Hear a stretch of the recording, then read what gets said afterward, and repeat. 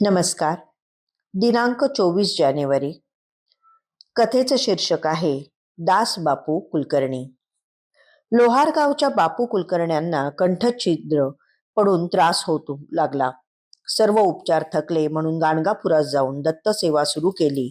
तेव्हा दररोज पार्थिव गणपती करून पूजा करावी असा दृष्टांत झाला. एके दिवशी हातावर गणपती घेऊन पूजा करीत असता अंगावर एक भुजंग चढला. त्या धक्क्याने हातातला गणपती पडला.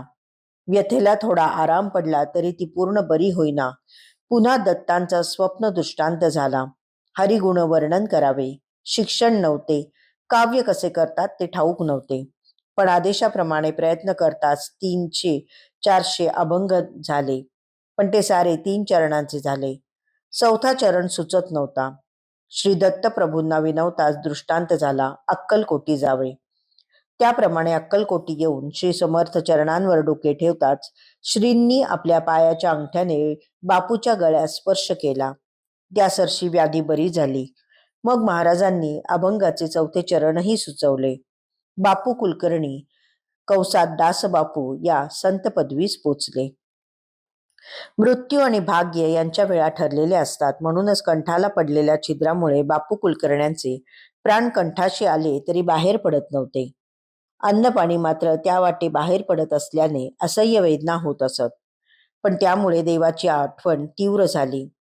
देवच अथा तारो अथवा मारो असे वाटून श्री दत्तप्रभूंची सेवा सुरू केली. यथाकाल दृष्टांत झाला. पार्थिव गणपती करून त्याचे पूजन करण्याचा आदेश झाला.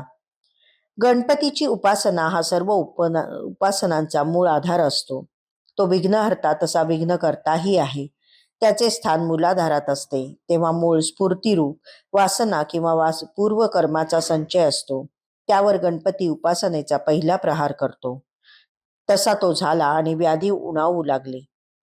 पण प्रत्यक्ष सर्पदर्शन घडले. त्याने भाग्य वेळ आल्याचा संकेत दिला.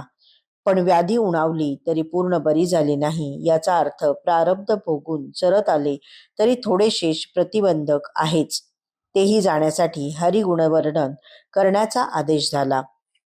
अभ्यास नसतानाही 300-400 अभंग बापूंनी रचले. याचा अर्थ देव प्रेरणा देऊन काम करून घेतो. त्यात शिक्षण अभ्यासाची आडकाठी येत नाही.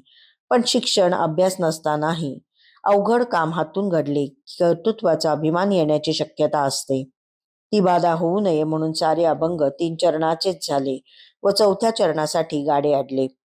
अपूर्ण रचनेमुळे रुखरुख लागून पूर्ण शरणागतीची व्यवस्था येताच सद्गुरु भेटीसाठी अक्कलकोटात जाण्याचा संकेत मिळाला.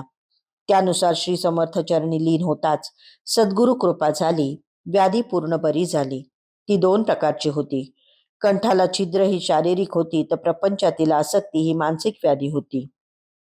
ती निःशेष जाताच विरक्ती प्राप्त झाली. हरिगुणवर्णन म्हणजे देवाची भक्ती.